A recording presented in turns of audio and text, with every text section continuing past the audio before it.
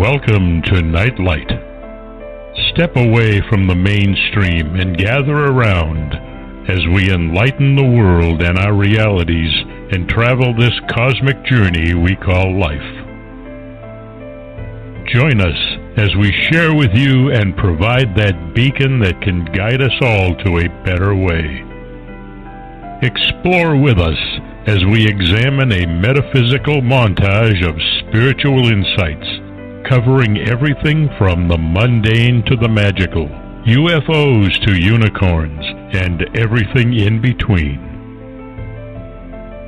This is a time of awakening, of sharing and evolving, of spreading our wings and soaring on the cosmic breath of creation.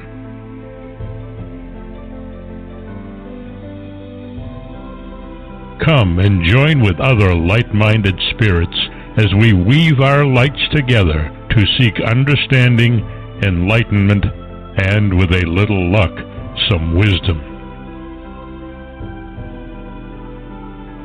This is Nightlight, a reminder that you are never alone.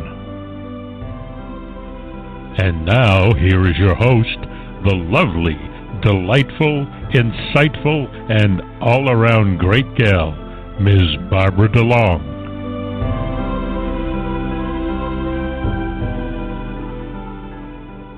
Good evening, everybody, and welcome to Nightlight. That was the magical voice of Ken Quiet Hawk.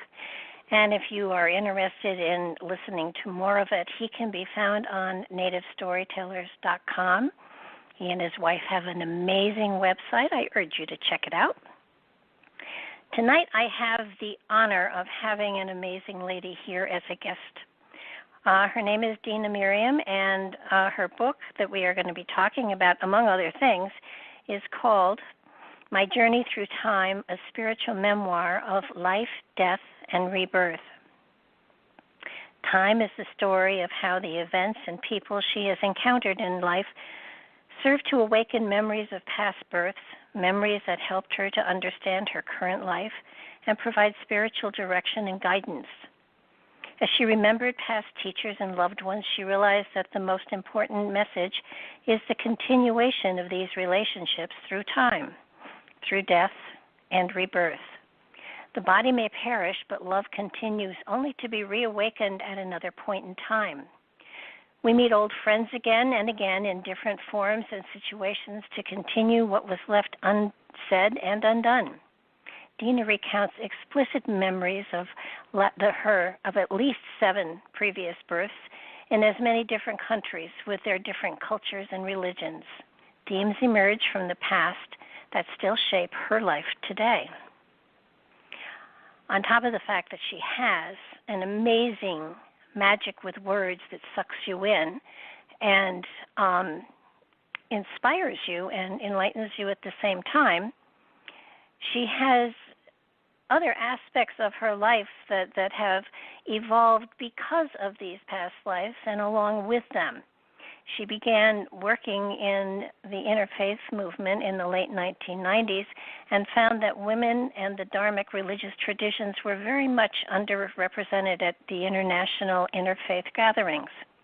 Her work with the Global Peace Incentive of Women, an NGO that she founded, has been devoted to creating a global platform and giving a stronger voice to these marginalized religious leaders in the interfaith movement. In 2014, she was honored with I'm going to mispronounce it, but Niwano Peace Prize for her interfaith peace efforts. The Global Peace Initiative of Women was founded in 2002. It's an organization chaired by a multi-faith group of women spiritual leaders. The mission of this organization is to enable women to facilitate healing and reconciliation in areas of conflict and post-conflict, and to bring spiritual resources to help address critical global problems. Since its founding, it has organized dialogues in Israel, Palestine, Iraq, Sudan, Afghanistan, Cambodia, and Kashmir in India. The work in the area of peace building has expanded to include fostering new models of development, inclusive and sustainable, mobilizing faith communities to address the climate crisis and to changing attitudes toward the environment, regaining the sense of awe, respect, and reverence for the earth and her systems.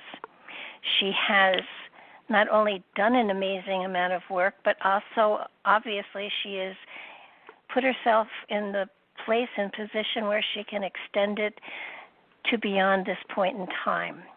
She's a force to be reckoned with, and I'm very, very glad she's with us tonight. Welcome to the show, Dena. Thank you. What an introduction. You're right. It's sure. quite inclusive. Well, I told you I needed an extra hour. It covered a lot of things. First of all, I do want to go into your organization, but first I want to talk about your book, which was, I couldn't put it down, and for those who know me and how much I read, that's saying something. You describe many lifetimes, and what you do is you weave a story of awakening and understanding of different religions, different traditions, and how we do go from different situations in every life we go into. But you also are very explicit in showing how interconnected they all are. But to get that you was to the beautiful that was the beautiful thing for me, is to see that nothing is random, and that there's a beautiful pattern that unfolds, and that we are the creators of our destiny. We are the creators of, not consciously perhaps, but unconsciously, we've created our present, and we're creating our future. So there were a lot of teachings in this experience, which took place over a number of years. And, I would imagine it's going to depend upon where a person is in their life, those things that they are going to grab onto, and it will give them validation. I know I shared it with a friend of mine whose husband has just passed, and they had been married for 51 years. And she said, after reading this book, I understand that I'll meet him again in another way, in another time. And it gives you a sense of an ongoing journey instead of just a single stop. Exactly. And it changed my whole relationship with death, because I talk about in the book one clear memory of dying in my past birth, and then dying, and then being reborn in this life. And are we dying when we leave our physical bodies, or are we dying when we're born? We're dying to that world when we're born, and we're dying to this world when we move on to the other. So where's our true home? I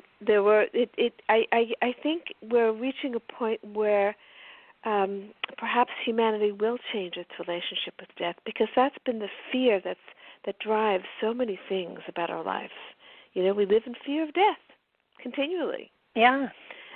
And but in some religions they teach that this is it. There is no more. This is it. And yet you kind of want to be a fly on the wall when they realize, well, maybe that wasn't exactly. Right. Yes, exactly. Somebody said to me today about how what a mess the world was, but this is an older person that they won't be around to see it. And I thought to myself, well, you might be back to see it. Yeah, it gives you hope. If something looks as though it's going to take 200 or 300 years to evolve, that's okay. I'll be back. It's just somebody said to me, well, I'm done. I'm not having any more lives. And I said, well, you as a person will never return, but your soul, your spirit probably has a whole bunch of other objectives going on here. Well, see, that's a key thing, which I say at the beginning, because I was really trying to reconcile the East and Western notion Because I think that, more and more people who grew up in the Abrahamic traditions are accepting the reality of rebirth. And it depends upon if you identify with your personality. You only show up this way once, in this set of circumstances with the way you look and, your particular personality. But is that really who you are? I think that's the question. And if you identify only with your personality, then it's a different thing. Yes, you're not going to show up like that again. But what I found through all these different births is that I identified with all the personalities. They were all me, and none of them. I found that they expressed just a little part of me. Each one expressed a different part of myself. But taken together, I could say that I was, coming back and expressing different parts of myself, and you have to look at the whole. Oh, so it changed my view in so many ways. Well, I think first of all, I want people to understand that I mean, first of all, you're a very unusual person, and you have great talent with writing. It's amazing. But you didn't suddenly one morning wake up and go, aha, I remember a past life. You had been involved in meditation of all sorts for a long time before you got to this point. As a child, I had things that I can now identify as glimpses. And seeing my own children grow up, I recognized things in themselves. They had very strong things that they were attached to when they were very young. So I recognized that in myself. I loved ballet as a child. I used to dream of dancing. It haunted me in my dreams when I was very young. And I couldn't do it in this body. I couldn't do any of the things that I could do in my dreams in terms of dancing. And then I found my teacher, my guru, when I was in college, began meditating. And these glimpses came and went. And then I moved into a house when I was 30. And there was something about the house that stimulated a series of dreams.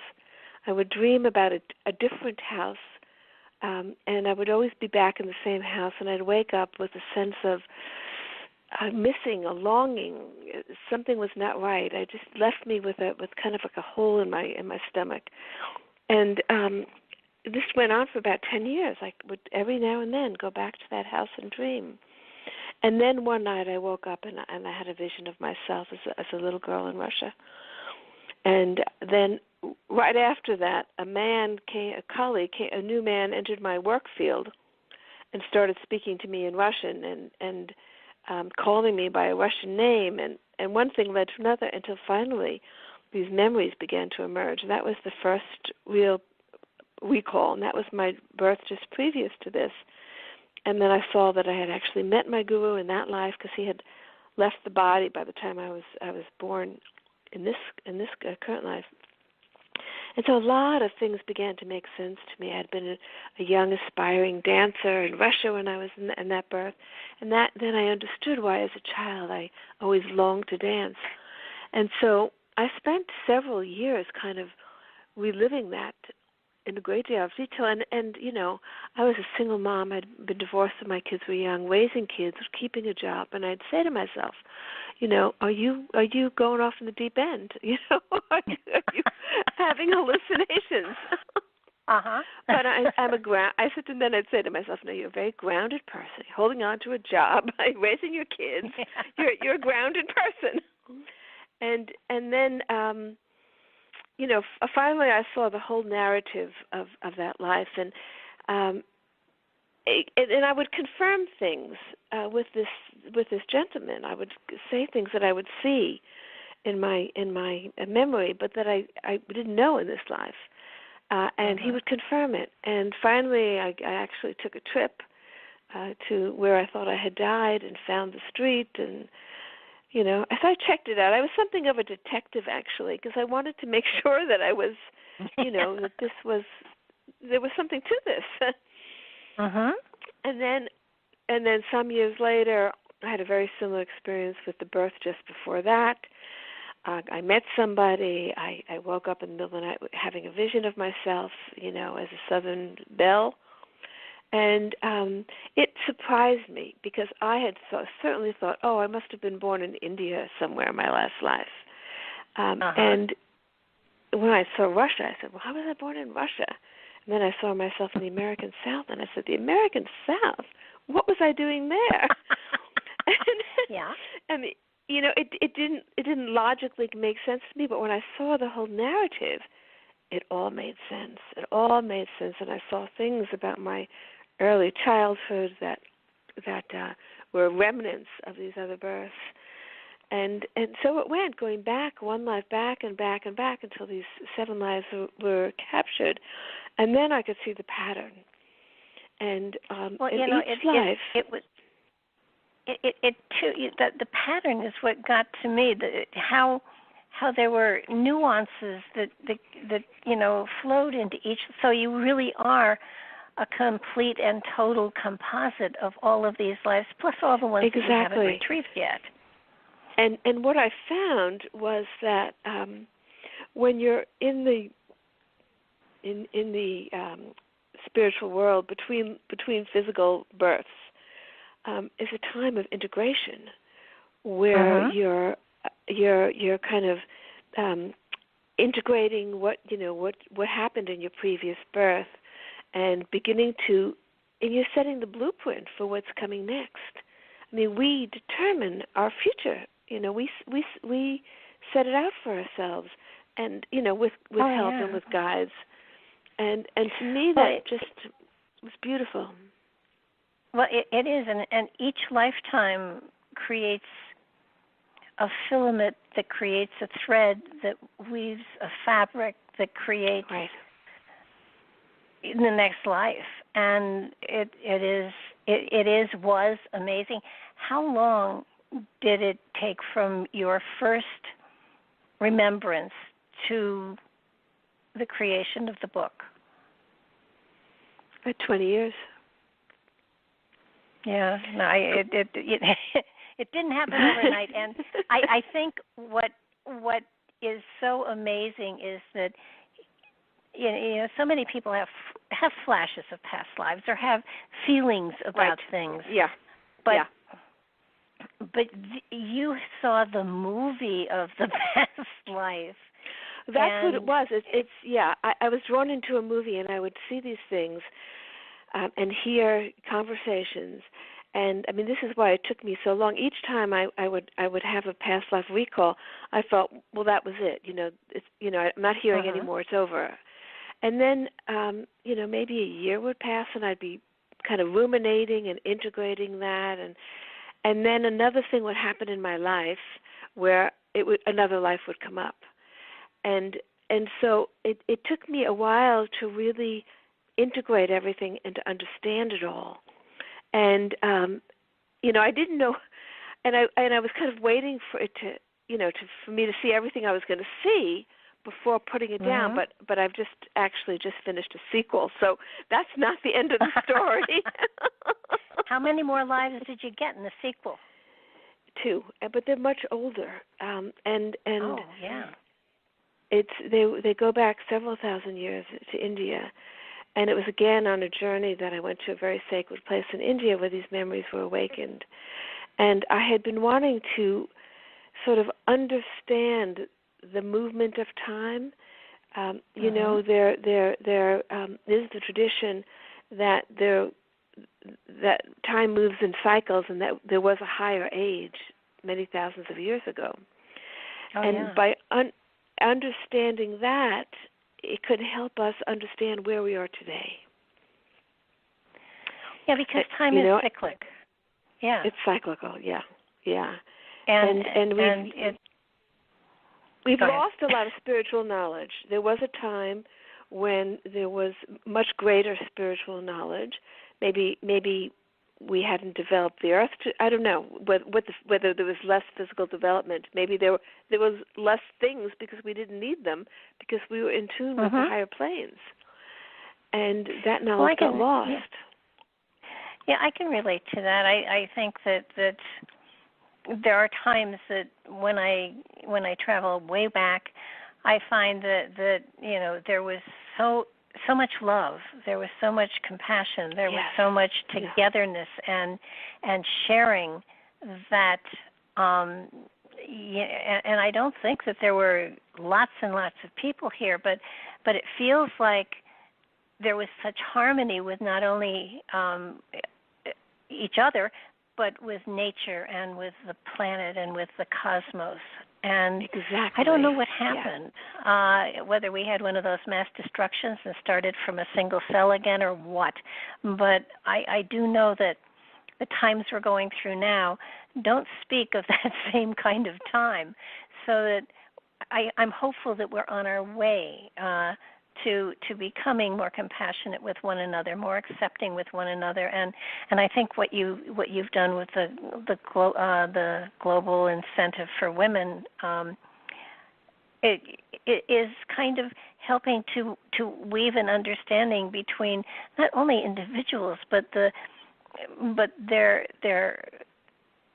cultures and their religions, and when you get it right down to the bare basics, they're all the same. Exactly. And I have seen movement. When I first started working in the interfaith world in the 90s, people were barely having any deep exchange. It was the buzzword at that time was tolerance. We have to have tolerance. And I thought, oh my God, if that's what it's, the lowest common denominator, we have to just tolerate each other. And I kind of backed into this work. It's nothing that I thought I would do, but I found myself doing this. And the word was tolerance. And then it moved on to respect. We have to respect each other, so we have to speak. And then it moved on to mutual respect. And I kept saying, when are we going to move on to love? When we can say that we really appreciate each other and love each other. But it was very slow. But now, 20 years later, I see there's much deeper appreciation, and in a very sincere way, among a subset of people who've been doing this work. Of course, there's still a lot of people who have to work on tolerance, but there has been progress. No, I agree with you. There has been. I mean, if I've been in the spiritual field for over 50 years now, almost 60 years, and I've seen an amazing difference in people's comfort with talking about it, with sharing it, with being a lot more open with each other as to feelings and beliefs and philosophies. And it's not, in many cases, it's not a debate. It becomes a sharing. And exactly, you look a sharing. Yeah. You look for similarities rather than differences. And once you find those similarities and connect on that level, everything else flows. Exactly. And in my opinion, we are on a journey to understanding that we are all one. We're one family. Exactly. Yeah, we are one. And with all of this popularity and talk about mindfulness, and mindfulness is important, but that has to be balanced with heartfulness. And I think what we have to work on now as a human community is really opening the heart, not just to people, but to. I heard the other day, a few days ago, a man who works a lot with dolphins and whales was sharing with me the sensibility and intelligence of the whales, and played for me a very complex song that the whales sing when they come together in their mating. It was hauntingly beautiful. And I thought to myself, we have to move beyond this human realm to all the life forms on this earth and beyond. Yeah, it's going to be quite a journey, and we're just in the beginning stages of it. But very beginning. Yeah. But your book does provide people with an understanding, and while it would be everybody's greatest desire to be able to attach to their own past lives this way, it's not that they can't. It's just that, and actually, I think that the Autobiography of a Yoga is a great book to start with if they're looking for tools for meditation. And I mean, it's a classic. It's really the first book you should start with, in my opinion. And I agree with you. And every person will find their own way of meditating and their own way of getting to that place where they are blending and shifting in and out of the other realms. And whatever way you have, if it works for you, that's magical and that's wonderful, and use that portal to get into the understanding of the higher consciousness and all it can afford us. Your lifetimes. I mean, I don't have a favorite one. I mean, when you I don't either. When you passed away from Russia, I kind of, I was sorry you got rid of all the jewels, but then, I like things that sparkle. Yeah. So, but it came good use. Yeah, they did. They were put to great use.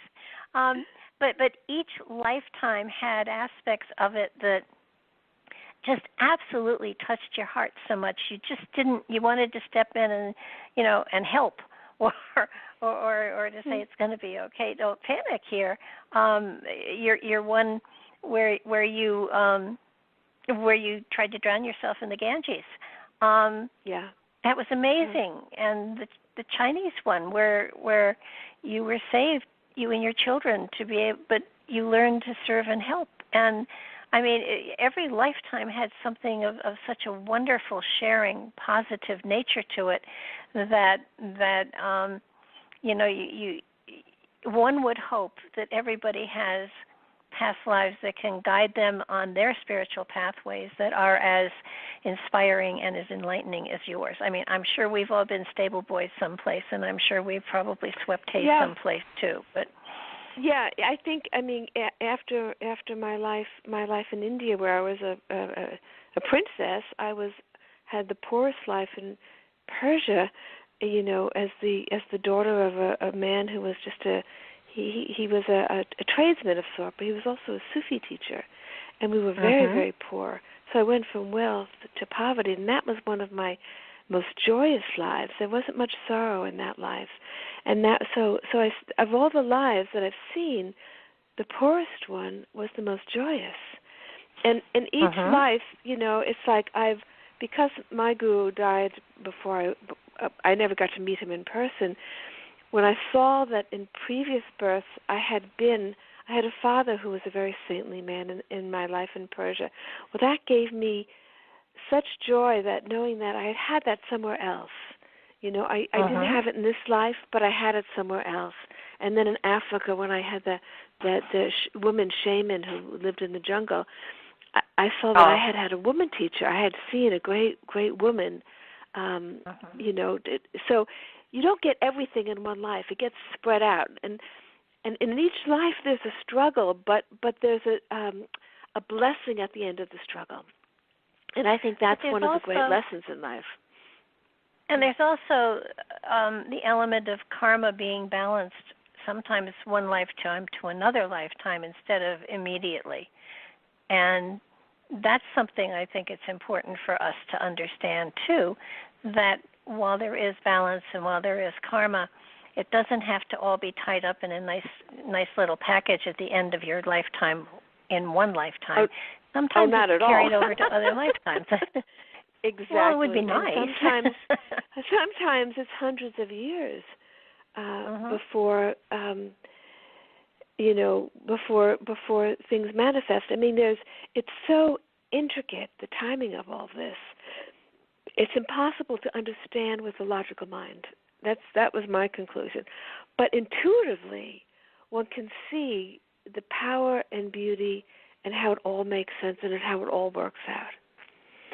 So I think, rationally, if you try to figure it out, it's very difficult. It doesn't work, no. But on an intuitive level, you can see how it everything finds its fulfillment. It does, and there is justice. It is justice, and that's such an important thing for us to know. The universe provides for justice. Absolutely, and there were.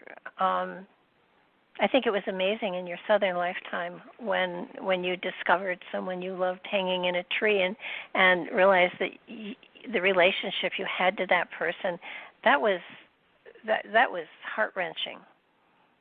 Yeah. And I really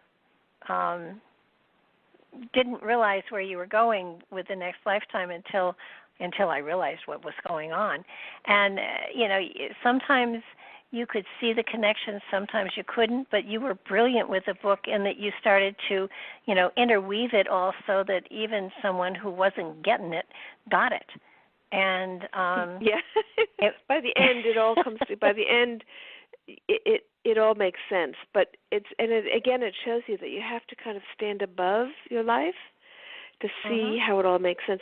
When you're in it, you can't see because you're in the emotions and in the reactions.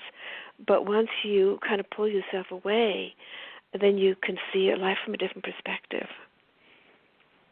Yeah, and it was interesting, too, because you, in your past lifetimes, didn't really have the vision of what came before or what was coming next.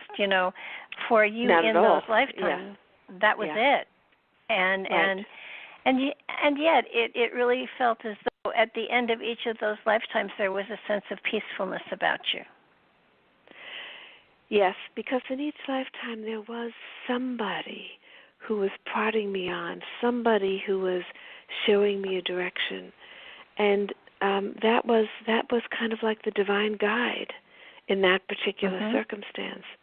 And that was very comforting. And that was, in the Japanese life, there was the Buddhist master, and in Africa there was the woman shaman. In Persia it was my father. In India there was a Swami who came. And so there was always somebody to point in the direction. And I think if they look at their life, they'll see that there's somebody who's pointing them, who's given them a little push in the right direction. And it's just recognizing it, Sometimes we don't recognize it. It's funny because my sister is,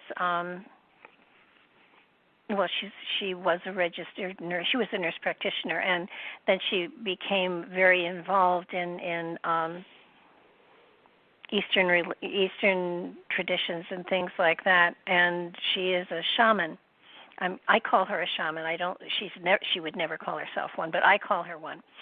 And she was, as part of her studies with an organization she was working with, she had to keep a journal for a solid year, and in that year she had some heavy-duty medical problems, and she was writing in her journal, why isn't there help? Why isn't there someone spiritual here with me? Why isn't there someone to give me guidance to help me? She was really agonizing. And after 100 pages or so, she said, wait a minute, my sister's here.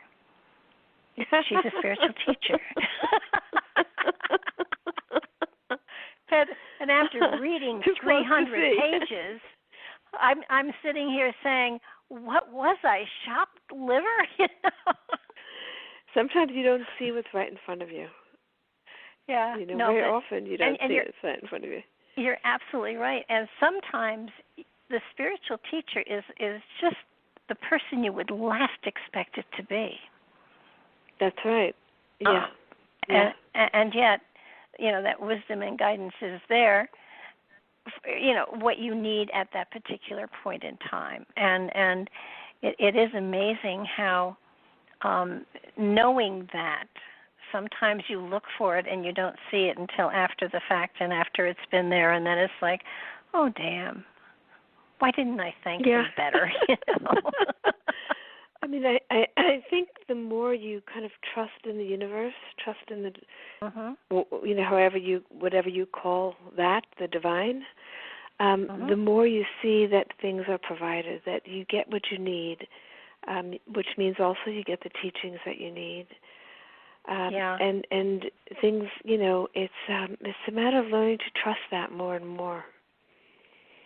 Yeah, and it that element of trust, and sometimes you're your own teacher, and sometimes it's a matter of listening to yourself as opposed to what other philosophies people are trying to give you. It's kind of like, this doesn't feel right for me. I feel like I need to do this, and you do it. And in your Southern lifetime, that's exactly what you did. I mean, at one point, you were torn. You didn't know if you were in love with someone, and so you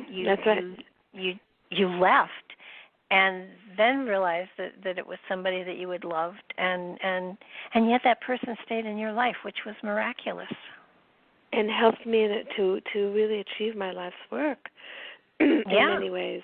Start a school, so and of course that relationship then continued on to the next life. So it's I think you're right. I mean, you have to learn ultimately to trust your intuition, but I think the more one learns to trust, you trust your inner voice as well as that the universe will provide what you need.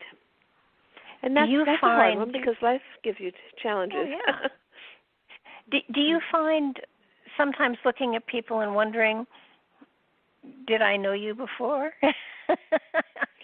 It's funny because I was thinking, there are a lot of people who are close to me now. My father, who I have a very strong relationship with, and I can't find them in my past. I don't know where they were. And of course, I realize I've seen several. How many hundreds, thousands of lives have we had? So I've seen just the tip of the iceberg. But I never kind of press to see what doesn't come spontaneously. And of course, the whole issue, people always ask me about past life regression. And, I always say that one has to be very discriminating about who you work with in that field, because you're going on to hypnosis, so you have to be very careful. And if you, it also depends on your intention. If you're wanting to see just out of curiosity, I don't. No, that's not a good idea. Exactly. You might see something that doesn't please you. But if there's something in your life that's troubling you, that you want to find an earlier cause, there are people who have been helped by this. I know people who've had phobias who really suffered and wanted to find out what caused them these phobias, and so it can be helpful to some people. But I generally believe you should receive what's given to you and not press for more, because in the end of the day, people have different experiences, and you get what you need. And a real good piece of advice I give people is to, when you're having impressions, when you're having dreams, when you're having visions, write them down. Absolutely, If you write them down, then you've preserved them so that you can build upon them at a later time if it's appropriate. And I find that, I agree. I now keep a pad and pencil by my meditation area, because something comes to me, I don't want to lose it, and so I think writing things down is very important. And I do believe if somebody is really determined or has a need to understand the cause of something like a phobia, or has a burning desire to just know what their last life was, the dream state is a good place to start. Request to see in your dream a part of a past life, and then write things down, because you'll get symbols, you'll get your consciousness, your spirit will give you what is appropriate for that point in time. That's right. And absolutely. I played with this, and of course it's not something you should play with, but I did play with it a long time ago. And I was all set, and I meditated like heck, and I was sure that I was a person of power and influence and yada yada. And I I worked really hard, and I finally got to, okay, I'm going to get a message about my past life tonight, and I must have gone on for a month or two, and I finally got a message. Oh, you did? You were not Cleopatra. Yeah, you were not Cleopatra. And yeah. So, well, the danger is that people, if it also kind of like you get into the ego thing about being a famous person, that's also not very helpful, So, I say that we've all been rich, we've all been poor, we've all had beautiful relationships, we've achieved, been this or that. I mean, such a variety that we should all feel pretty good, Oh, absolutely. I mean, it is a collection, and I often tell people that you can't recognize something unless you've experienced it. So, exactly. I did a whole life expo maybe 30 years ago, and somebody came up to me. I was painting mandalas at that time for people, and the woman came up to me after about the third day of the expo and said, "You're the only person here worthy to give me a spiritual message. I channeled Jesus." And I looked at her and I said, "I am not worthy."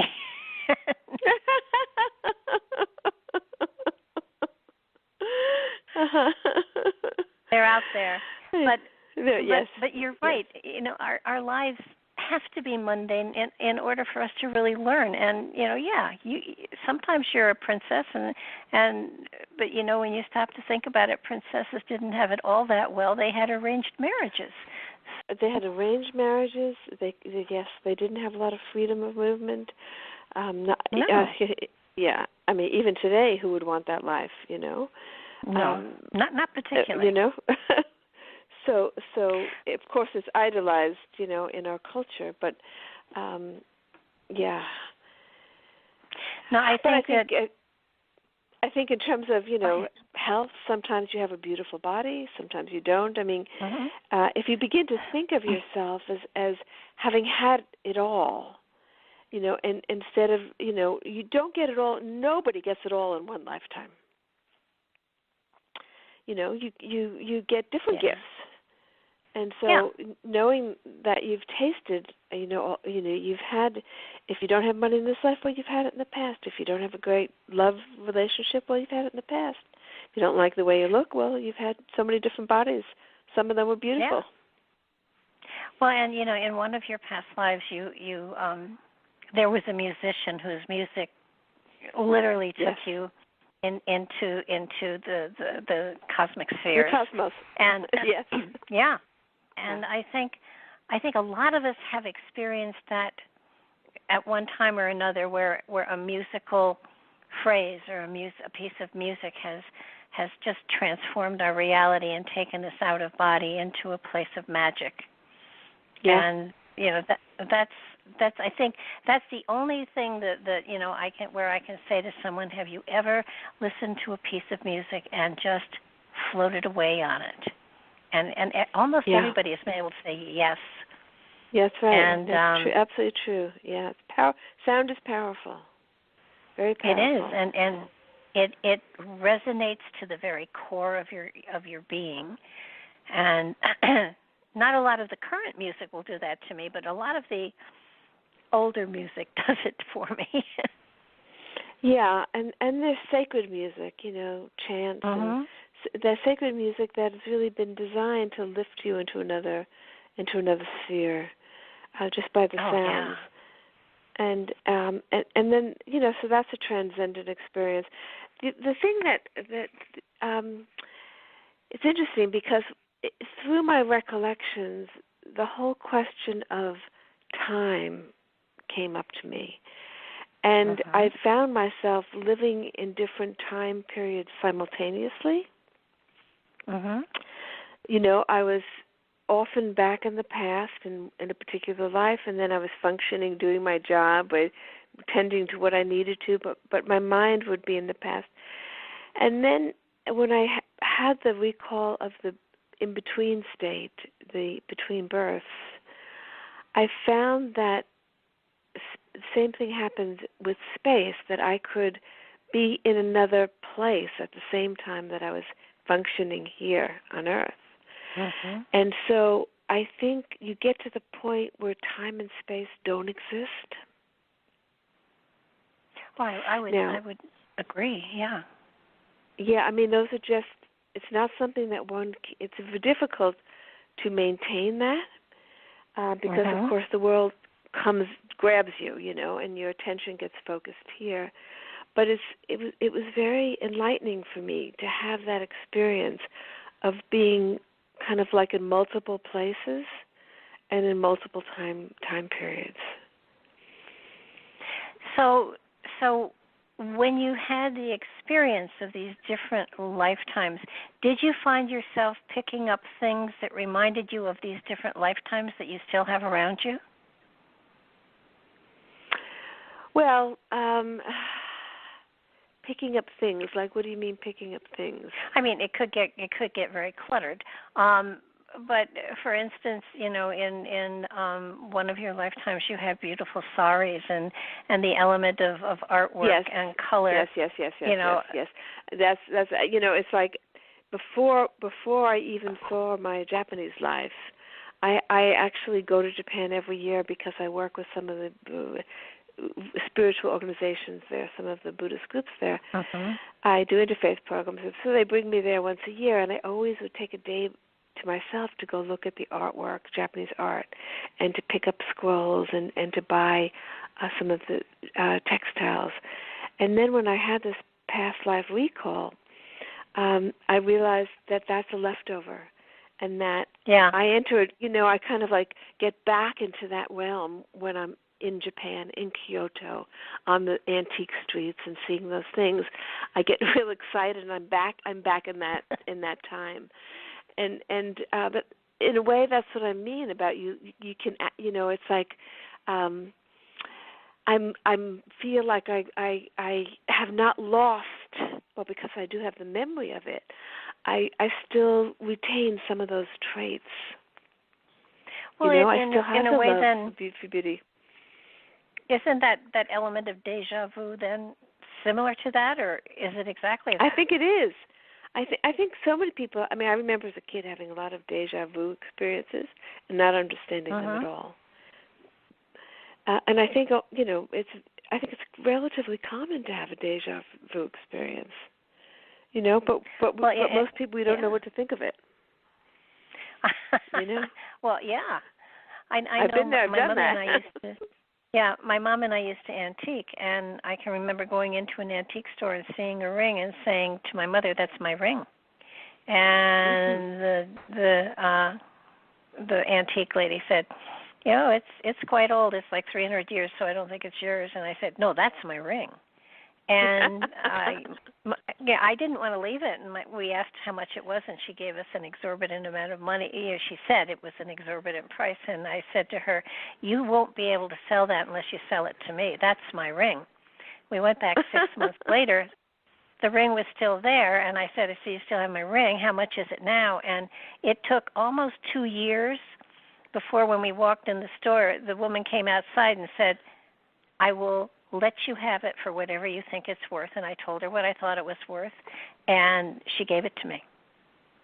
Oh my goodness! You have the ring. I have the ring. She couldn't sell it. Huh? She said it's like nobody sees it, and it's my ring. it belonged to you. That's why nobody bought it. Yeah, interesting. That's one of the coolest things that's happened. Do you think that your family, in the way you were born into the family you have now, really helped to pave the way for you to be able to get to a point where you could recall all of these lifetimes and become involved as you are with the global incentive for women? Yeah. Peace initiative. So my father was very involved in the art world. So that part of me, which we were just talking about, the love for beauty, the love for beautiful things, I was surrounded by that when I was very young. Of course, it was not my taste; it was contemporary art. But he had a passion for art and really understood, that longing and for all the arts, opera, ballet, music, symphonies, everything, the visual arts. And then he saw my spiritual interests, which he didn't share, but he gently pushed me in the direction of doing interfaith work, and made it possible. I mean, he brought these opportunities to me. So when I look objectively, why was I born into this family? They don't share my interests. My spiritual interests, which are the predominant ones. I consider my interest in art to be very secondary. There was nobody in my family who shared a spiritual interest. But I see in other ways, I was given the opportunities because of the circumstances that my family created. So then I was able to see why I was born into that family. I mean, they supported you. They supported me. They I mean, emotionally. They brought you into the supported business me, and they, when I got divorced, I got work into the business, and that one thing led to another, and then it led to my working with the UN, and then it led to the interfaith work, and so it was a circuitous route. That's why I say it took. But I think that happens for a lot of people. You start out in your 20s doing one thing. By the time you reach your 40s, you could be doing something totally different. Wait till you hit 70. Yeah. Yes, right. It continues to grow and change, right? It does. It absolutely does. Yeah. That's the beauty of life. It's ever changing. Oh my goodness, yes. And so many people don't understand that. They think that, you go to school, you do one thing, and that's what you do for the rest of your life, and that's just not necessarily the case. Especially today, I think there was a time when people, got a job and they hoped to stay in their job and advance, and that was it. But now people move around and people start in one place, and it's much more fluid and rapidly changing world today. Well, yeah, absolutely, and the plight of women. When I went to school, I'm 74. So when I went to school, you could be a secretary, a teacher, or an airline hostess, or a nun. Those were, or a nun, yeah. But I forgot the nun part. But those were really the only occupations that were, quote unquote, really acceptable. Right. For women. Yes, I know that. Yeah. And so today, you look around and there's very little that women haven't been integrated to a certain degree to. Even the priesthood is kind of getting, even the priesthood is beginning to say, oh, well, maybe, Yeah, no, I mean, there are still a few holdouts, but there's a lot of pressure on those holdouts. And there's been a lot of change. I mean, there's clearly more work to do. I know when I first started, when I organized my first interreligious summit in 2000, so it was 1998, where I was meeting with religious leaders, and because I was doing this with the UN would say, make sure they're women. And when I would ask the religious leaders, do you have women that you can recommend? They'd look at me and say, we don't have any women leaders. And they thought it was such a strange thing that I would care, that we have, women can't have a summit of all men. But actually, at that time, most of the religious world was male, and the interfaith world was male. And if they had one woman up there and a panel of 12 people, they thought that was great. That's changed. often I'd be the only woman in a session, and I'd say, okay, I'm representing half the human race. But that has changed. It has changed, but it hasn't fully resolved itself. It really hasn't fully resolved. There's still. You've taken women from so many different cultures, and you've brought them together. And I think when you started this, it was for women, and then men started to say, "Well, what about us?" And now the men are a part. It's pretty balanced. It's pretty balanced between men and women, but I still, try to make sure there is that gender balance there. It's just like I said, the word tolerance. Nobody uses that word anymore. So that whole understanding of interfaith exchange has changed. I think the whole understanding of gender has changed too. But there's still holdouts. I mean, we see it in the news every day, right? There's still holdouts. Yes, we do. No, there are definitely, but I think what you're doing is so amazing because while there is acceptance of different religions, what you're doing is helping them understand that there are similarities there.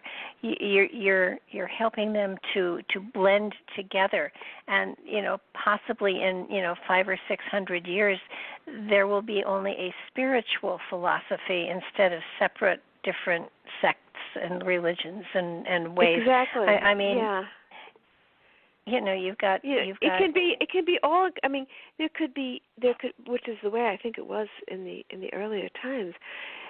I think the goal is to help everybody see that there are many paths up the mountain, and no one path is better. That one path may be better for you because that's your path, but it's not better than for somebody else than their path. They're choosing the path that's best for them. And that's a huge leap for humankind because so much of human suffering has caused by what I call this domination gene, that one race, one religion, one ethnic group, one nationality is better than the others, which is we're better. And that's something that humanity has to overcome. Yeah, we certainly have a ways to go on that one. But yeah, it's true. And I think starting with you haven't really started. Well, working with the women who, of course, bring up the children, and if you can educate a child this way, then you change the world one generation at a time. Exactly. And I think that women, it's been in a way a blessing that women have not had institutional leadership because they're much freer. When you have, if you're a cardinal or a bishop, then your whole psyche is to defend your power. And so, having never had that, you don't have to defend the power of the institution. And I think all of the religious institutions have failed. They've failed to bring love and harmony, and have participated in creating these divisions, these artificial divisions. Isn't it amazing that they all preach love and harmony, but it's only for us? Yeah, it's for our group, Yeah, because we've got the right way. Yeah, we're the ones that have the answer, and unless you're with us, you're against us, and it's and that's just it's sad, and I love the fact that you actually. You hit just about every major religion out there in your book. That's true. Yeah. And it was amazing because each of them colors the way you look at your reality a little bit differently. And that's right. And it was magical how you were able to, from experiencing it, to implant it within the story so that the reader understood that this was another way of looking at life. And and one has to it was see, amazing. one has to experience the totality. You have to get to see different points of view. So what better way than to be born into that situation? So I'll tell you a little example of something. So I had the memory of a life in Africa, and of my sister and my son being during a raid on our village being taken as slaves, and my sister being thrown into the sea. When they had a year ago, I was invited to do a racial healing program in Charleston, South Carolina. There had been an incident there where a pastor had been killed in a church with some of his fellow church people, and the black community was very wounded by this. So we went down there, and it was the white community and the black community talking about what this experience had done, this murder in the church, what it had done to the community. And then one of the young black men said, tomorrow, every year at this day, we go to the ocean and throw flowers into the ocean in remembrance of the Africans who died on the ship, who didn't make it over to the country. And so he invited us to go. And so out of politeness, we said, yes, we'd love to join you. We were a group of about 8 or 9 people who had come down from different parts of the country.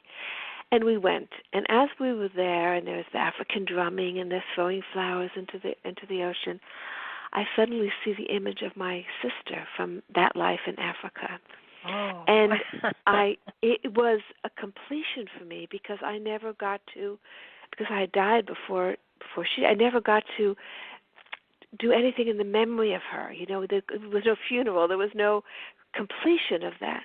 And that moment was a completion for me. It was deeply moving. But one of the people in my group, a young white man, Philadelphia, said to me, we didn't belong there. We shouldn't have come. We were intruding. We were the only white people there. And he said we shouldn't have been there. And he was kind of rattled. And I said to him, I don't know about you, but that was very meaningful for me, and I'm so glad that I went. Now, just think of how the racial tensions would be healed if people remembered that they were the other race, if they remembered their life as the other race. It's a different. Every lifetime is just a different suit of clothes. It's a different suit of clothes, yeah. And it's ironic that you could be, hateful toward another when you most likely have been that other. Or will be. Or will be, exactly. Yeah. I mean, if people understood how these laws operate, it would hopefully change the way they conduct themselves. I mean, one of the things, there was a certain point after all these memories had come back to me where it suddenly hit me that just as the past created my present, I am now literally actually creating my future. I'm laying the blueprint for what's to come. And so that was a very sobering thought. And I I said to myself, well, I don't want to leave any relationships that have rough edges. I don't want to leave anything undone. And I really began to tend to things in a different way, and it made me much more mindful about my life, about how I behave. When people throw karma and dharma around like crazy, and I don't think they totally understand it. That it has been with them always and will always be with them. Yeah. And people use those words casually today. Yeah, it's kind of like, I'll pay for that one, and but the reality, it isn't paying for. You will create the balance of. Right. It's like the like your jewels went to pay the Russian physicists and to get the Jews out of Germany, right? To get the Jews out of Germany, yes. Yeah. So, it's there is a reason for everything. There is no such thing as coincidence. There is a flow, and we are in that rhythm. And if we recognize it, we can get great wisdom from it. If we don't, we can, we will eventually. Somewhere down the line, we'll figure it out. Maybe next life or the life after that or whatever. But it is something that everybody comes to understand at some point in time, and it's different for everyone. It's different for everybody. I think you're right. Because we've all had different experiences, I mean, the one thing we share is that we've had a variety of experiences. We've had such a diversity. But, I mean, that's the beauty, is that each individual is unique and has a different story, a different set of circumstances, and has grown in a different way. But there's so many things to it, it changes your whole perspective, because I remember I was doing a gathering with young Africans at one point in Africa, and even though I had lost, in that life in Africa, I had lost one son, I had 2 children remaining, and I started to think, well, that was a few hundred years ago. Those children would have had how many children? They would have had how many children? How many descendants do I have in Africa? Yeah, you probably were related to all of them. And then you go to all the other places that you've been and the children that you've had and all those descendants, and you see that you've, at some point, touched almost everybody in some way. Right. So, and the idea of the world as one family is not just a metaphor. No, it's for real. It's for real, yes. Yes. We've all been connected in some way at some point in time. It is amazing, and I love the fact that you're bringing women together, and you're letting women be a part of a healing, peaceful movement, and you're doing it globally. You're not just doing it, in your neighborhood. You've had you've been fortunate enough so that you've been able to really hit countries all over the world and blend into them.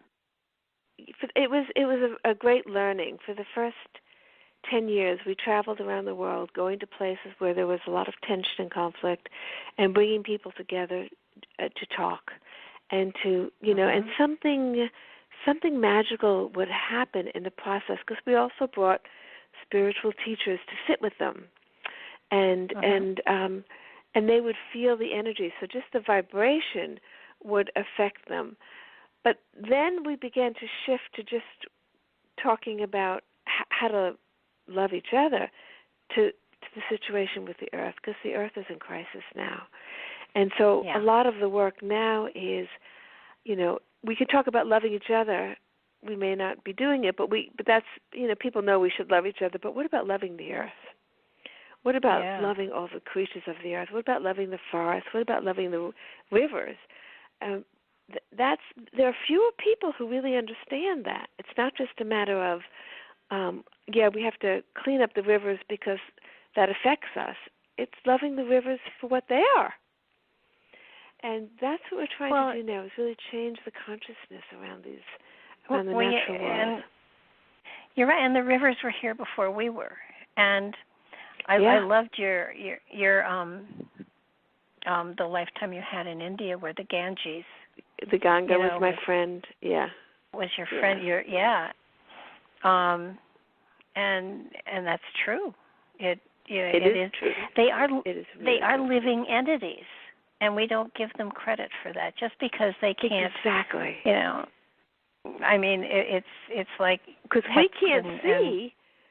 It's just like the whales. We don't think about the whales because they're out of sight, out of mind, and the rivers also. We don't sit and really meditate with the river. If you meditate by the side of a river, you develop a very intimate relationship with the river, and you're right. So just like if you sit and you listen to the birds, you get absorbed into their sounds, just like you're listening to a beautiful symphony or something. So I think that's actually probably one of the most urgent needs for us to do as a human community is to connect in that way with nature now. Well, I agree, and the fact that we are destroying rainforests and we're doing such damage. A long time ago, there was a documentary made, and it's about a 2-hour, maybe a 3-hour documentary. It's called Home, and it's on YouTube, I'm pretty sure. And if you watch it, you see the beauty of the planet, and you see how much is there still yet, and while we are destroying it. Yeah. Have you? At home. I absolutely, I cry every time I see it because, forget who made it and stuff like that. It's beautifully done, and it speaks to how much richness and beauty sheer nature actually is and still is, and still is, right? Yeah, I mean, well, some may say that it's too late, we've destroyed everything. I don't believe that. I believe the earth can heal itself if we give it a chance. I totally agree with you. I totally agree with you. If we give it a chance, that's the big if. Yes. We have to stop our destructive behavior, and things will balance itself again. There was a time when we were in balance with the earth. And, yes, there was a time, yeah. And there was a time when communities had a group consciousness, not necessarily individual consciousnesses. And, exactly. Yes. I mean, and we weren't like the Borg. I mean, it was really, there was a group understanding, and there was a memory of the history, and there was a memory of creation, and I want to say something happened, and suddenly, we lost it. And I don't think we lost it suddenly. I think that, I don't know what happened. Civilization, probably. Civilization happened. It's with the movement of time, individuation happened. The rational mind took over. Intuitive sense was lost. Connection with nature was lost. We thought we could control nature. But I think that now we have to move into a higher state of recapturing some of that, or maybe even going to a different level of understanding. Well, yeah, I would agree with you on that. But when children are born today, indoctrination starts almost immediately. I mean, they are full of love. When children are born, their first few years, you can tell what they were meant to do by the things they're attracted to as a very, very young child. And I'm talking 2 and 3 years old. Yeah. Yes, absolutely, yeah. And if parents encouraged it, endorsed it, you would have a happier generation for sure. But I they agree don't. With you. They don't. Yeah. They're trained to fit into the world that we've created, which is a stressful one and one of insecurity and on and on and on. And then you have to undo all of that. As adults, people then look to undo all that. As you get into your 20s and 30s, you begin to recognize that's there, and 40s and 50s, you're maybe unlearning it, and you're maybe connecting to those things that you were when you came in, those understandings of nature and pets and animals and all sorts of wonderful things. And if you live long enough, you get back to that state of mind, that connection, and then you really are more spirit than you are physical. Exactly. I think that's the progression. I mean, I think one is blessed if you can figure it out earlier. Yeah. And definitely. I'm working with a lot of young people in their 20s and 30s now, just to kind of see where this generation is going. And of course, I mean, you can't talk about a generation. All I know is that their spiritual information is much more accessible to this young generation now. Oh, absolutely. Than it was to my generation. Absolutely. There's so much available to them. Out of curiosity, you've got a couple of kids, I believe? I have 2 sons and 4 grandchildren, very young babies. So how did they react to this transformation that you were going through? I never spoke about it with my sons. One of my oldest son, knows about the book. My grandson, who's now 9, is the only one he's a deeply spiritual child, who knows all the stories. He's read the book. Oh, cool. But my children my 2 children are not particularly interested in spiritual matters, and so I'm just the mother to them, and I don't impose they know I have this global peace initiative of women. They know I do something, and I'm always traveling around the world, and they know I'm involved in ecology and all that. But they don't ask too many questions, and I don't impose it on them. Yeah, I'm wondering I have what they would say. 2 grandchildren. My How many son grandchildren? looks at me every now. My son looks at me every now and then and says, "I'm not sure what it is you do, but you do it well," and that's it. It's like, oh my. You have to appreciate where each person is on the journey, right? You do, and it's kind of like, I'm so happy he's happy, and that's really all I want. If he's happy and the kids are happy, and then if there's joy there, then sooner or later they'll figure it out. And my oldest grandchild, who's 9, when he was born, when he was about 3, he started talking about Tibet, and then he started telling me a lot of details about how he died in Tibet when the Chinese came in, and he knew so many details about that period in time when the Chinese came into Tibet, and he had he was watching movies on the Dalai Lama. He just, when he was 4, 5, 6, 7, 8, even now, he's researched. He just knows so much of the history of that thing. And interestingly, so here is a child who talks very openly. Yes, I was born in Tibet and I died in Tibet, defending it from the Chinese. And he had such an anger toward the Chinese, and here he is now in a school where his teacher is Chinese, and he's having to study Chinese language and Chinese history. And he's saying to me, I understand the karma now. Tibet once conquered China, once ruled China, and now this is just the return of that karma. So I can watch. I watched it with my kids, and now I'm watching it with my grandson. How they're kind of reliving certain parts of their last life and coming to terms with it. It's very interesting to watch children, if you really watch children. Oh, yeah.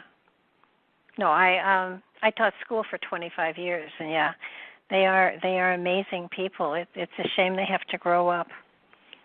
Yes, it is.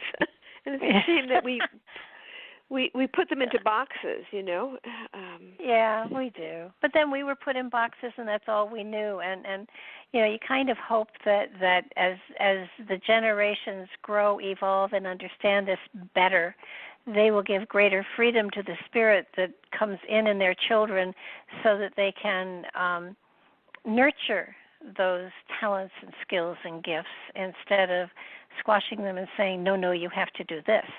And every now and then I see a child and a parent will say, well, what are they going to be? And every now and then I am blessed to be able to say, well, I don't know what they're going to do, but I do know they will always be happy and blissful because they're going to follow their dreams.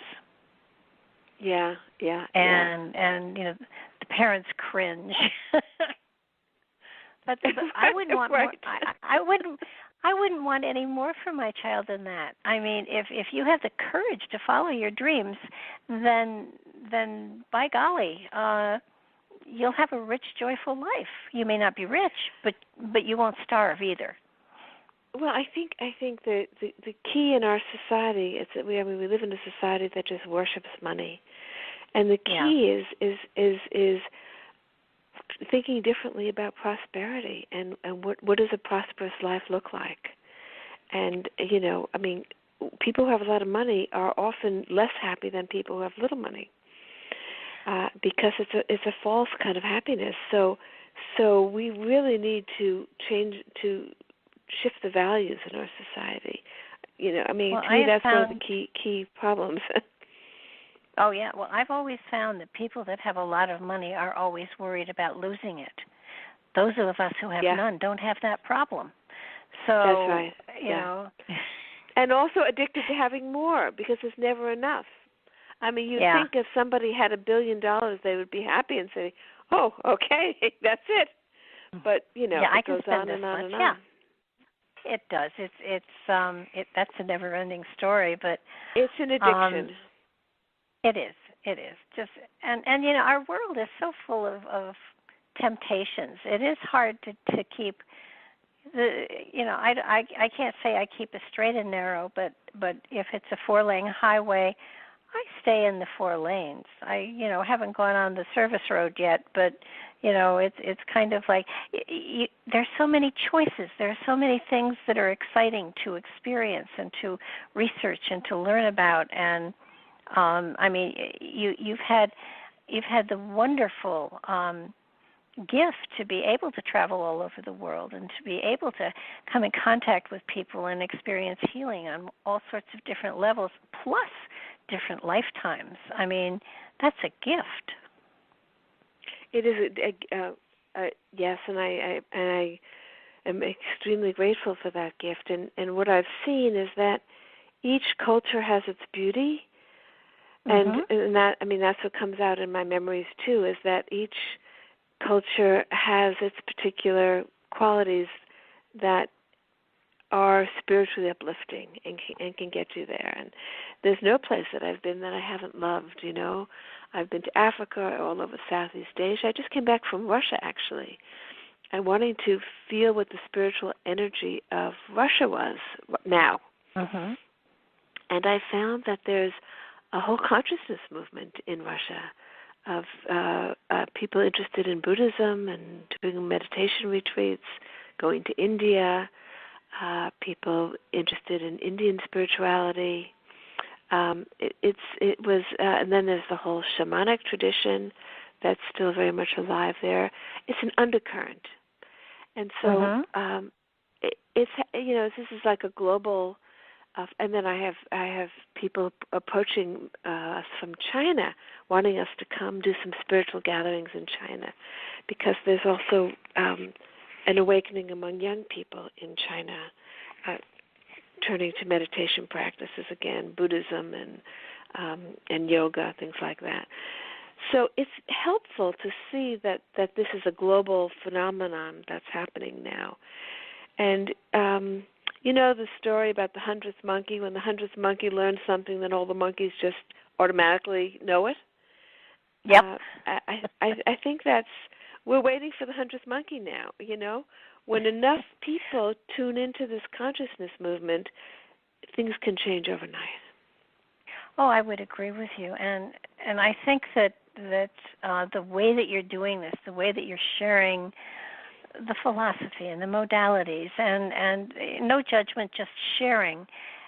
You're not trying to shove it down anybody's throat, and because of that, people are willing to try, are wanting and eager to try. I know 30, 40 years ago there was a movement to have a peace chamber with crystals from all over around the world in it, and every month on the 11th day, on the 11th hour, there was an ongoing meditation for peace in each of these chambers. So on that particular day, there was a circle of meditation for peace around the world for 24 hours. And it was an amazing experience. And each chamber, when another chamber was built, each chamber would send a crystal for the wall of that chamber, so that they were connected not only by the energetic of the meditations, but by the crystals that were in the walls that were surrounding them. And it was a beautiful experience. It was just, I went for a year or so, and it was so cool. You came out of there higher than a kite, and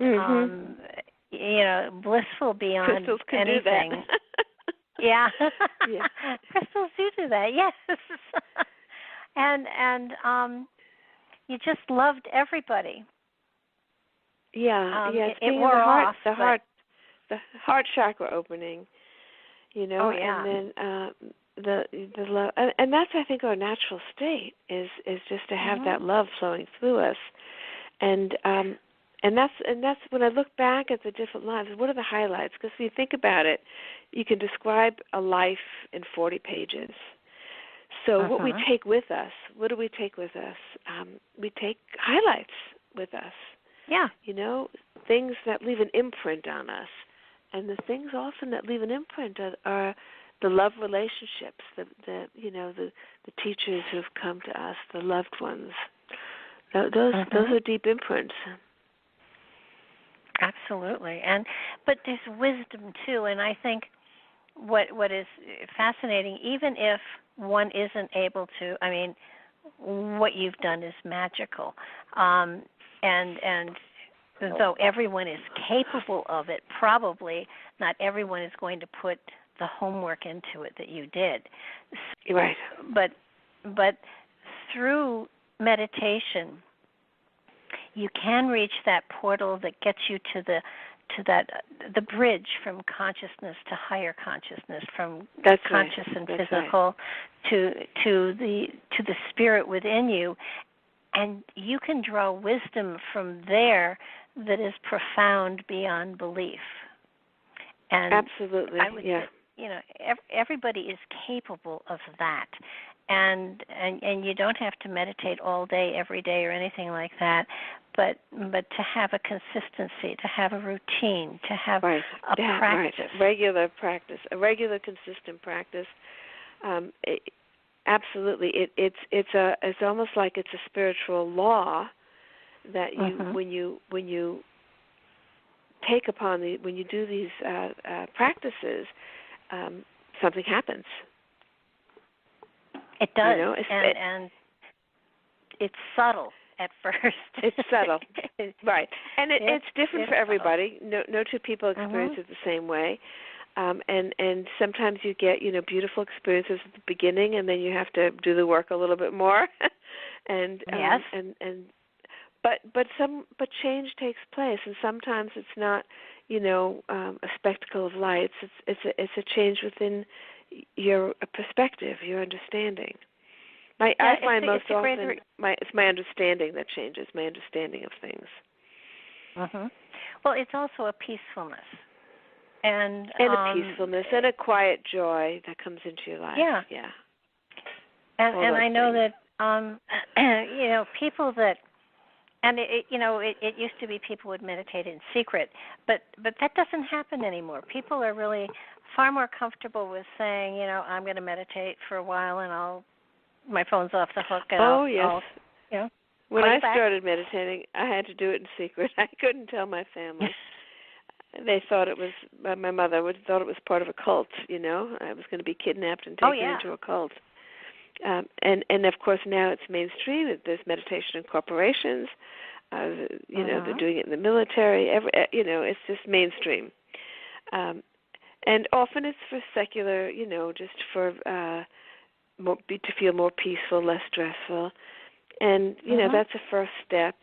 But hopefully people won't stop there. They'll go in deeper. Well, and that's it. It's sort of like, okay, you got to a certain point, you letting go and allowing and embracing what is coming is important as well. Meditation isn't controlling. It's allowing and surrendering. It's letting go. You're right. Right. To self. Yeah. It's putting the mind. It's getting the mind to step aside, so that the mind is not kind of controlling your deeper intuitive self, and allowing that part of yourself to come forward. Yeah. It can be so exciting. It can be so magical. It can be. I sometimes tell people that I don't recommend they try meditating before they go to. When I come out of a meditation, I'm so wide awake, it's unbelievable. there's no way I'm going to roll over and go to sleep. So I do. Exactly. Me too. You're right. Yeah, that's a different thing. That's sleepitation. Yes. Definitely. Now, but there is so much to discover. We know so little about the universe, and there's so much to discover. The universe is, what gets me is the universe is inside of us, and all we have to do is go exactly. there. Exactly. It's inside of us, right? It's in there. It's not out there. It's in there, and it's a magical realm. It's another dimension. And the portal to other dimensions rests within us, not outside of us. Hard thing to convince people There's of. An interesting realization I had in the book that I'm working on now, which goes back in time several thousand years, before the patriarchal mindset took over. And there's a great teacher who says to me at that time that the spiritual knowledge is decreasing, that women hold the knowledge of the inner worlds, and as the spiritual knowledge is decreasing, so too will the women will recede into the shadows. But then the time will come when the spiritual knowledge will return and the knowledge of the inner worlds will return, and women will come out of the shadows. Wow. Well, it's nice to see they're coming out of the shadows. It's a start. It is a start. I mean, as we were just saying, if you look at when we were young to now, women have definitely stepped out, right? Oh my gosh, yeah. And and it's very exciting to see. And it doesn't mean that men are being emasculated. It means that there is finally becoming a greater balance between the two. A greater balance, but I think that the kind of like the sacred masculine will emerge as well, freed of this overlay, because it doesn't serve anyone to not see the full potential of the other gender or the other any other, and so to see the full potential of women will serve men as well, and help bring out that higher masculine energy, I think. Oh yeah, that's what we're waiting for. There was a study done a long time ago on how our minds were left brain and right brain originally, way back in the beginning, were very balanced for both the male and female. And over time, man became more left brain oriented because he needed to, provide and stuff like that. So he had to be more intellectualized.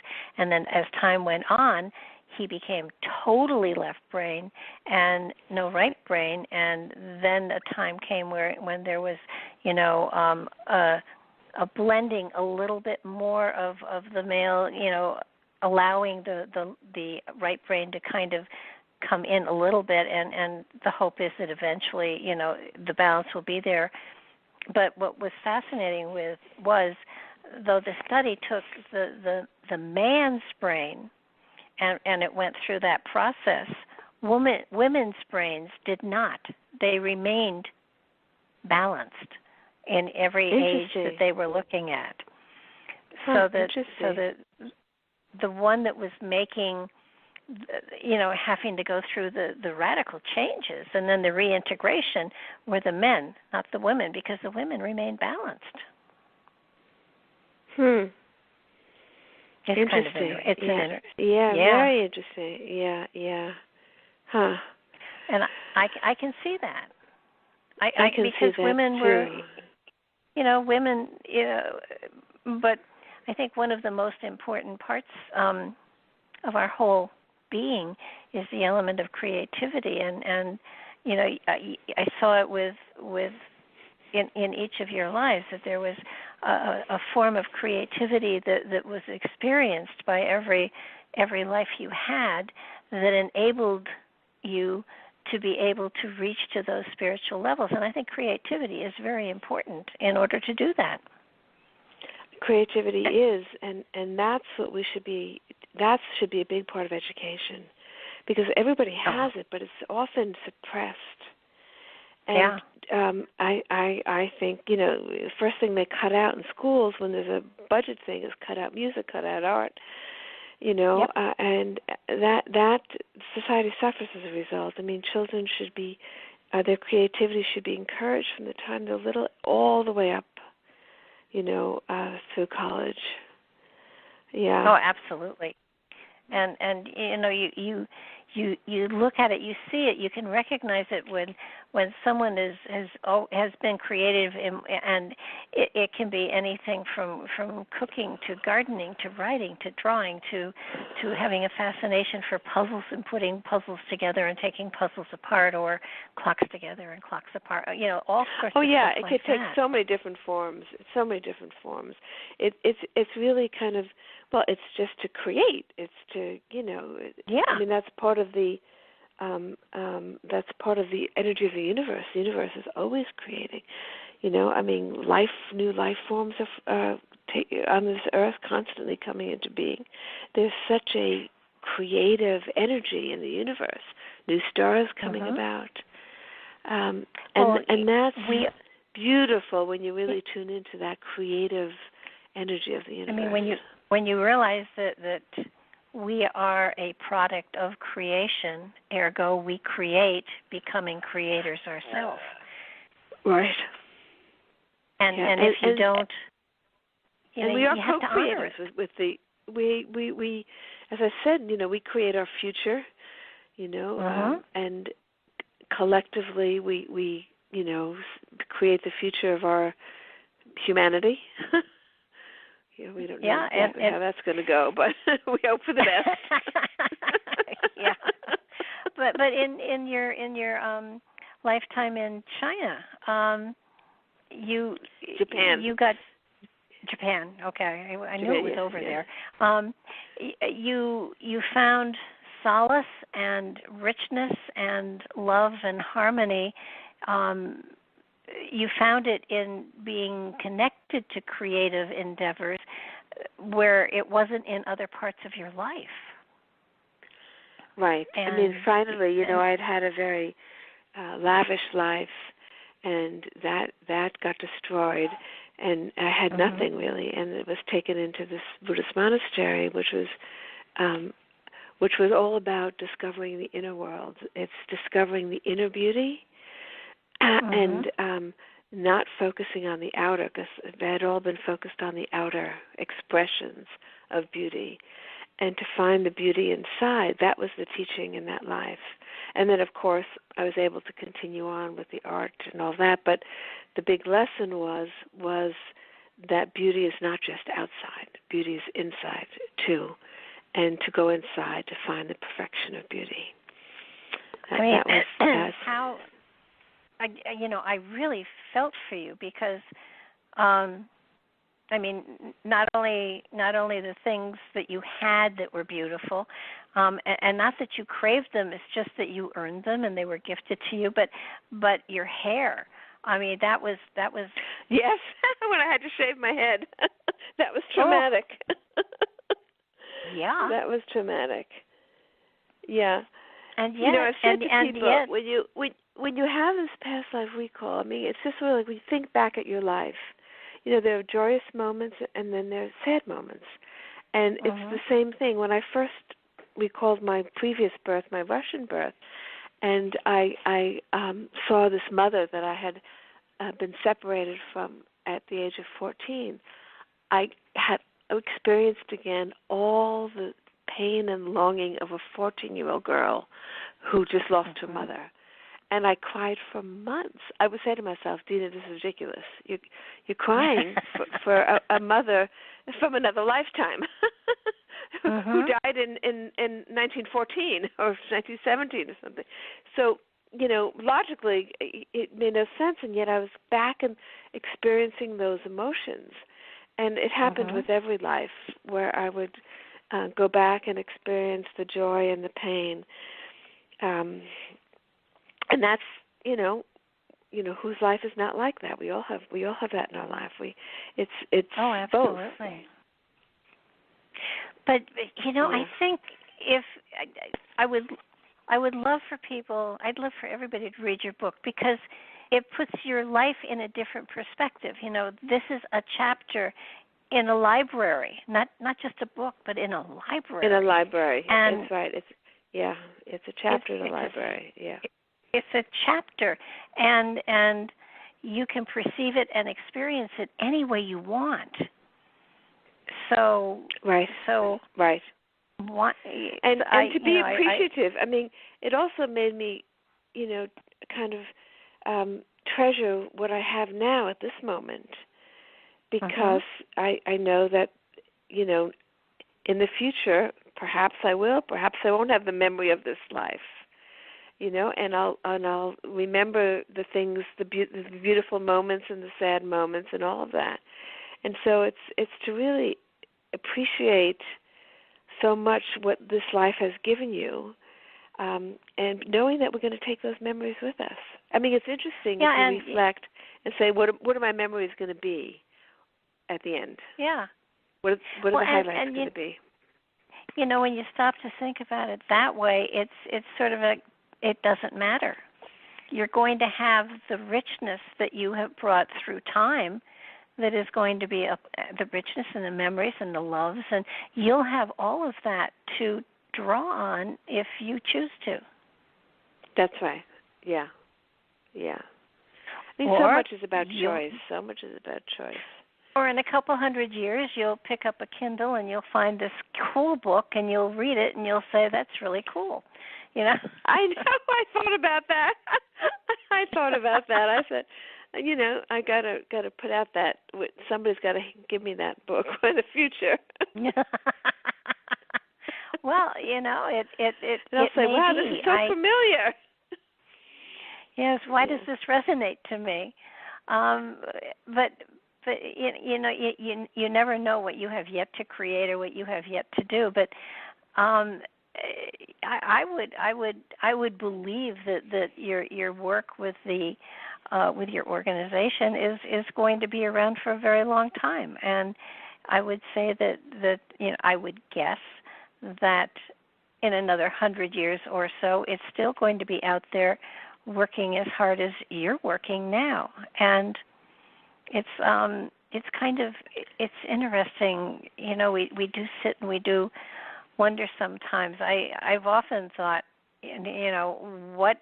what kind of memory or resonance will I leave behind for other generations to pick up on and look at and say, well, she's crazy, or she was before her time, or whatever.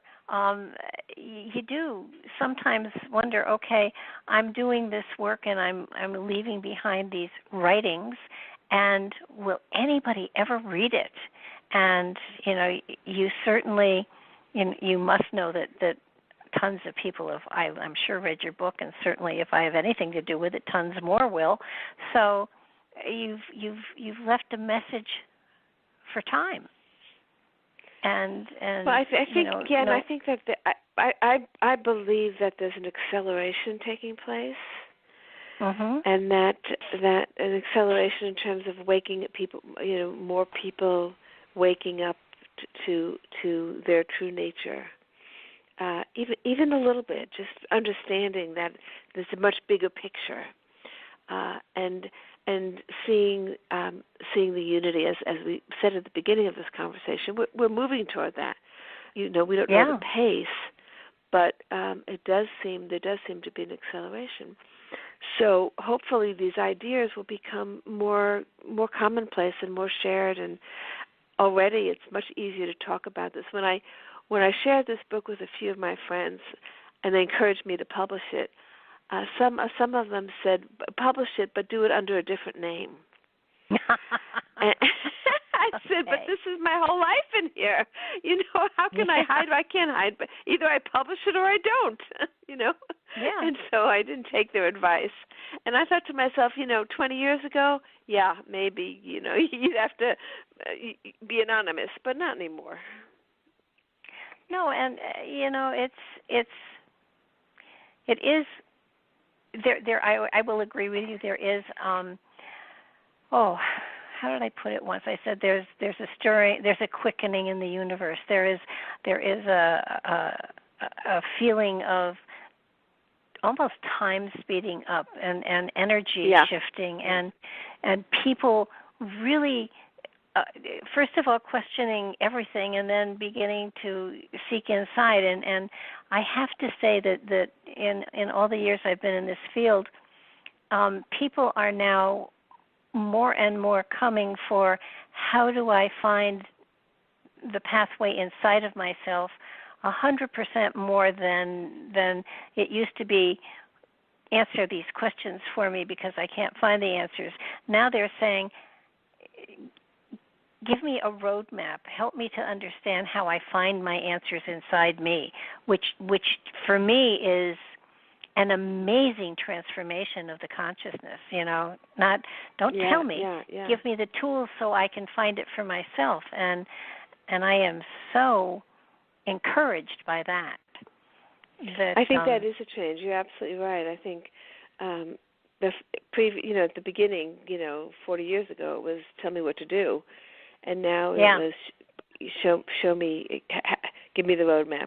How do I go inside and find my answers? Because it's such an individual journey. Yeah. Well, for the most, go ahead. For the most part, it's starting with meditation.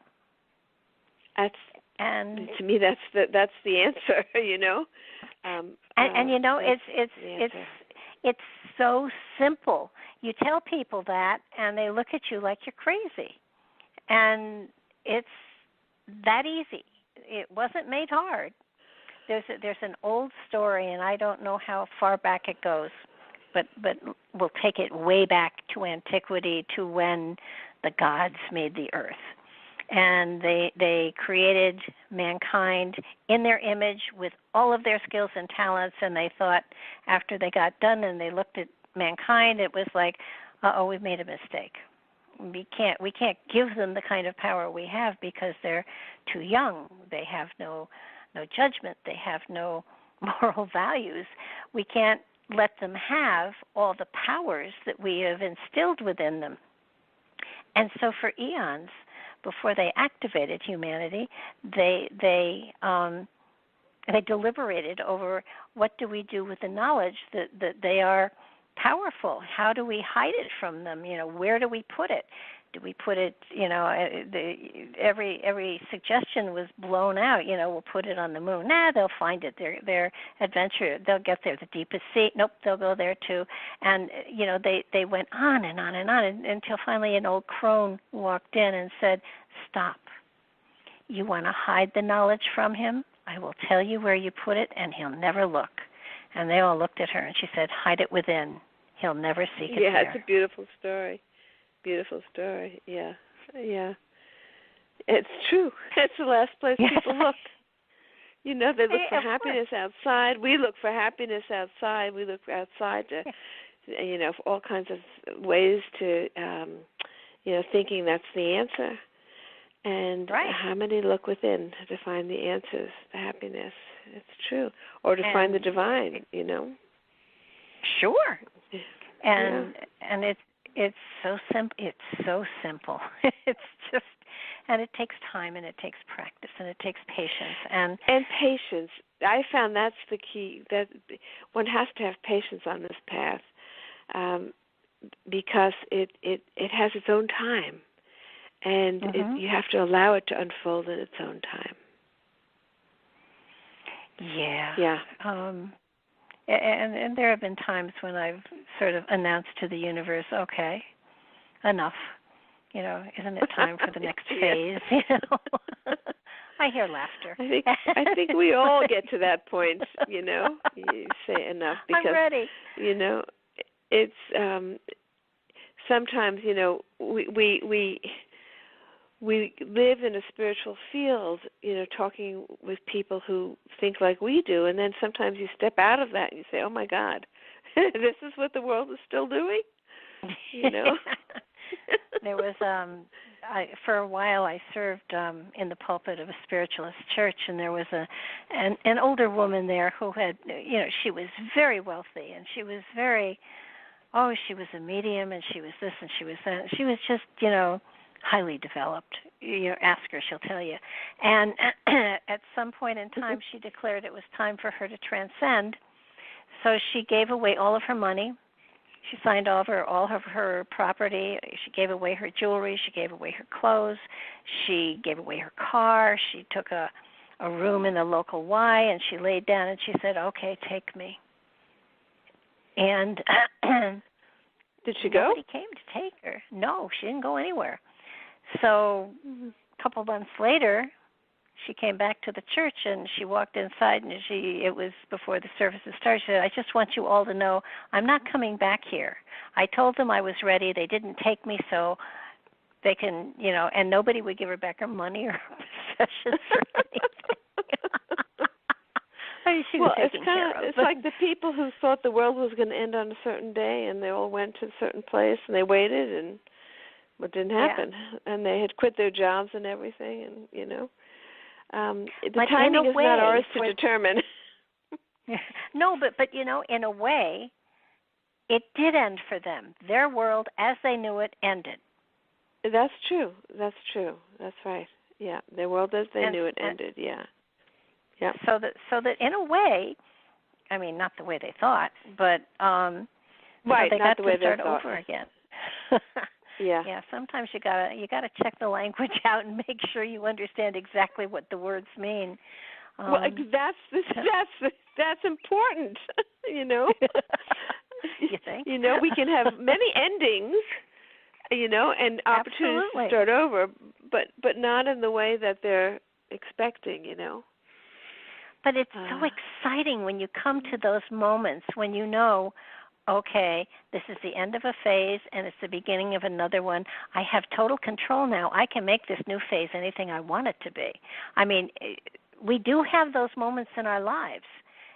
And yes, when people would come to me and say, "I just lost my job," and I would say, "Congratulations. This is so cool. You get to reinvent yourself." And, right. It is an exciting time. My friend whose husband died, she cries a lot, and that's okay. And I said to her, this is such a gift because you thought of yourself as a couple, and now you can think of yourself as an individual, and you can reinvent that person. And right. I know it's not. You're not going to get excited now, but trust me, in a year or so, you're going to be gangbusters. So cry it out. The other thing about that is that you now have a friend in the other place. Absolutely. And I have found that communication does not need to stop. There can be continual communication, with somebody in another dimension.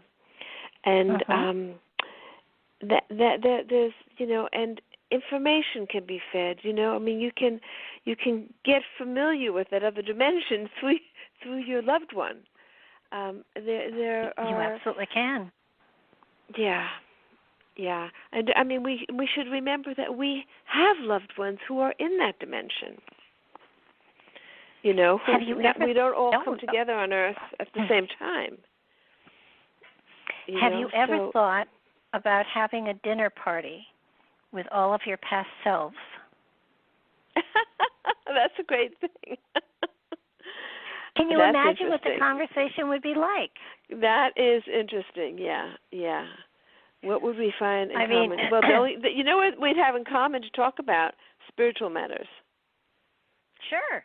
That's we would talk about spiritual matters. Not only that, but who turned up in your life in a different place and a different person, and all sorts of stuff like that. It could be a fascinating dinner.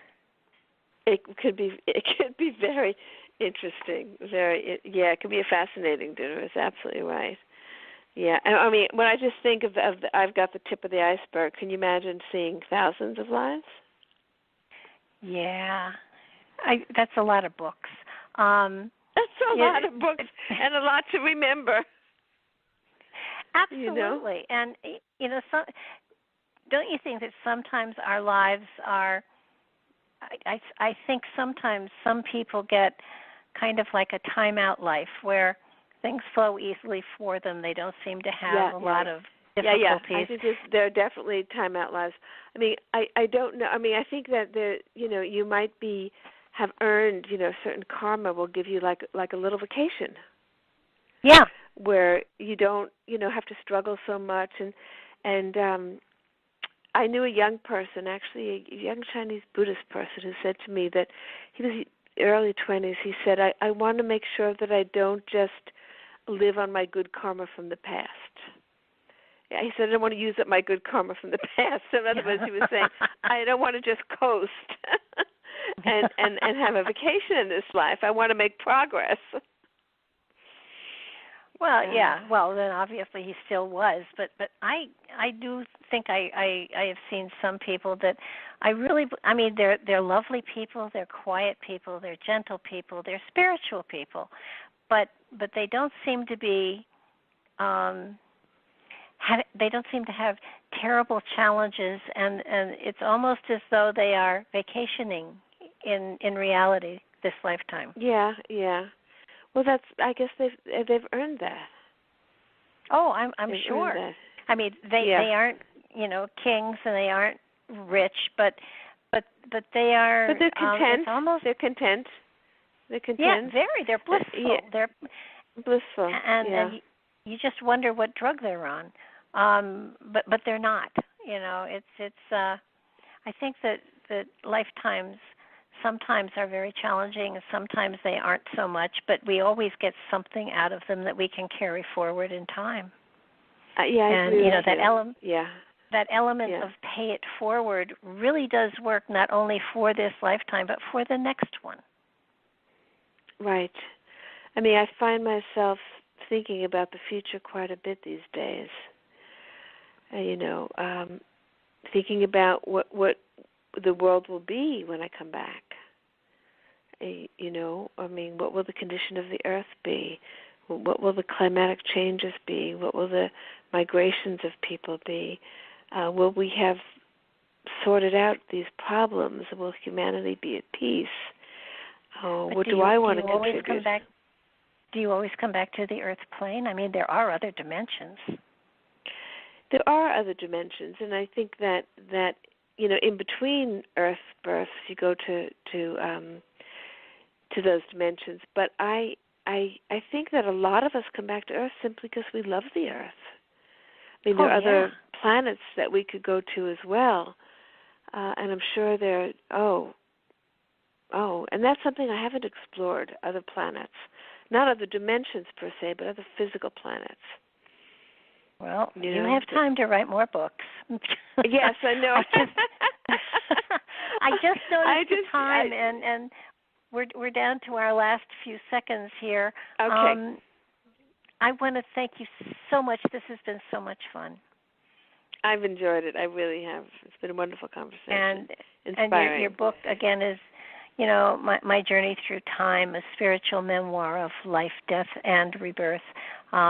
Inspiring, inspirational, exciting, and it's a heck of a good read on top of all that.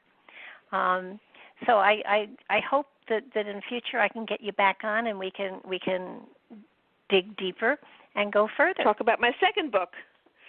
We'll talk about your second book year. for sure. Okay. Thank you so much. This has been such a joy. And thank you. It's wonderful. And I hope we can speak again. Absolutely. I feel like I know you. Yeah. You've got my number. I don't know where or when, but I feel like I know you. Absolutely. Okay. Probably a past life. Probably. All right. So take good care. Good night now. Okay. Bye-bye. Good night. Bye-bye. Thanks for listening in, everybody. It's been a really great evening. I'm glad you were here to share it with us. Please get her book and read it. It is so worthwhile and so inspiring. Good night now.